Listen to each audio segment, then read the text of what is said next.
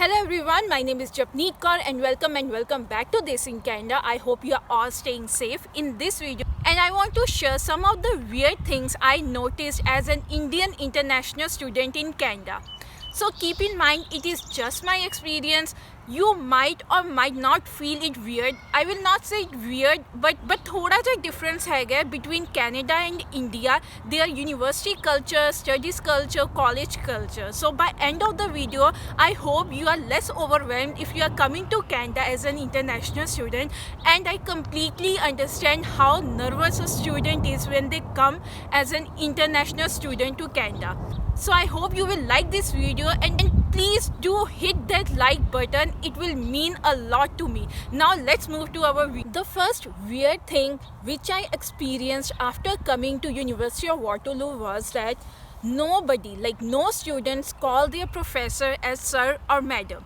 It is not in Canadian culture to call your elders by either sir, madam, uncle, auntie. For example, in Canadian university, nobody call their professor as sir or madam. They only call professor or by their name or by their last name. And similarly, when you will get job, even if your employer is elder than you, you will call them by their name. And it was very weird for me, and it took me some time to actually adjust to this. When I was working at Tim Horton, my supervisor, she was in her late 50s and I have to call her by her name, which was very difficult for me. And मेरे तो नहीं हो पांदा सीगा, but it's not like they don't respect their elder. It is just in culture over here that they call their elders by name. So it might be very weird for you. It was very weird for me. And the second weird and different thing I noticed after coming to University of Waterloo was that we used to give our exams, our final exams or midterms in pencil. It is okay if you use pencil or pen, but our professor used to highly recommend to write our exam paper in pencil, because if there is some mistake, you don't have to cut with pen. You can just use an eraser if you have written with pencil, so it is more clear and neat. But in India, after 5th standard, I think we never use pencil to write exams or write homework or anything. But after coming over here, I actually found it very different that they allow students to use pencil so that their exam papers are very neat and clean. And the third thing, which was very different from Indian education and Canadian education, was that over here final exams can be open book. And even in some exams, your professors will allow you to use your laptop. So it was very weird for me that I can actually take my books, my notes to the examination, and I can just write everything from my notes or books, right? But let me tell you, the exams which are open books are the most difficult exams. Over here, they will allow you whichever book you can take. You can take 10 books, 100 books, 20 books. But if your foundation is not strong, even you take 100 books, you will not be able to answer the question, because they don't actually put questions from any books or notes. The professors makes the question by themselves and then you have to attempt the question. But in India, I don't think so. I have given any exam where I was allowed to take notes or my book. And then the fourth different thing which I noticed in University of Waterloo, or you can say in I think any Canadian university, is that there is no attendance. That is, there is no attendance. In the beginning of your lecture, your professor will not mark any attendance. If you are attending the class, good for you. If not, then they know that students have paid so much of money, why they will not attend the classes. And maybe it is only for master's student, and maybe undergrad students have different thing, but for masters, they never mark any attendance. If you are attending the class, professors will know. They will know who is attending the class and who only shows up for exams or assignments. And also, when you are coming as a master's student, I think you are mature enough that you have to attend classes, because we pay a lot of money, right? So I think professors are not that much bothered to write attendance and everything. And whereas in India, I remember in my bachelor's we used to have specific marks for attendance. Please do attend all the classes. It is very important. If you miss any of the class, you will not catch up. And the fifth different thing, which was actually very different and very unique for me, at least for me it was very unique, that in master's program you can choose the program you desire. If you are coming to ECE department, that is electrical computer engineering department, it is totally up to you if you want to choose courses related to electrical, computer or electronics engineering. There are so many courses to choose from. It is not like in India. At least in my college we used to have fixed number and fixed courses that we were taught in our bachelor's, and it was nothing like that we can choose between these courses or nothing like that, right? But in Canada University there are so many courses to choose from. It is totally up to the student.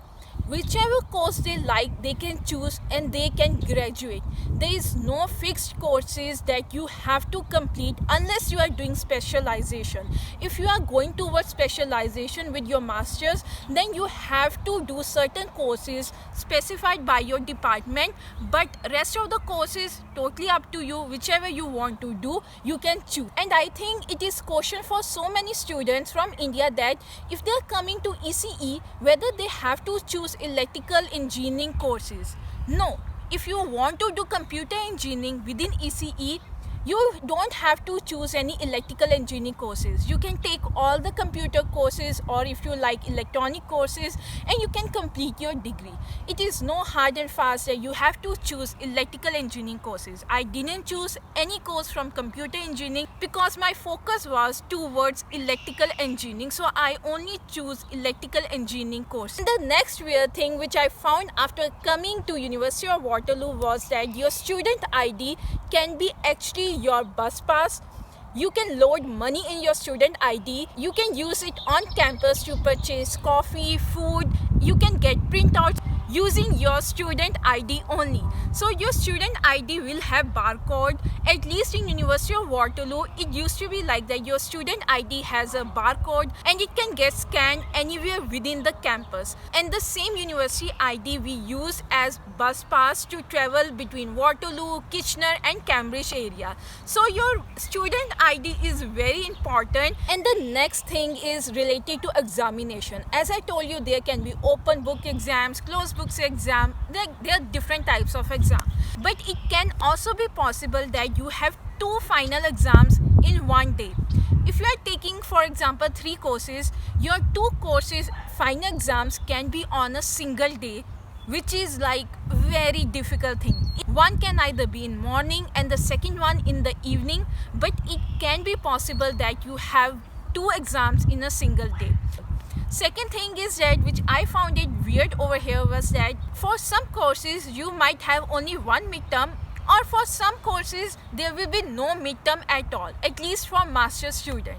But in India, we used to have exams every month. If the semester is for 4 months, we used to have exams every month. And the next thing which I found weird over here is that there are no practical exams or vivas at the end of every term. Like in bachelor's, we used to give practical exams and vivas which are conducted during our final exams. Over here, it is not true. At least in electrical and computer engineering, we never had any practical or viva exams. We only have theoretical exams by end of the semester, and that's all. And then we move on to our next term. The other thing which I found different from Indian universities, over here, if you score less marks only even in one assignment, your final marks will be affected a lot. Every assignment and every midterm, every project, every paper you have to do, you have to score very good. Then only you will score a good grade in your final exam. If you didn't score well in one of the assignment or one of the midterm, it will be very hard for you to get good grades in your final exam. So keep in mind that be consistent. So that's all for today. So these were some of the weird things. or I should say some of the things which are different from India over here, which I noticed as an international student in Canada, and I really wanted to share and make this video so that if you are coming, you can gain some of the information, you get some of the knowledge how it is there. So I hope you like this video. If you like this video, please do subscribe to my channel, hit the like button and share with your friends and family, and I will see you in my next video. Till then, take care and bye bye.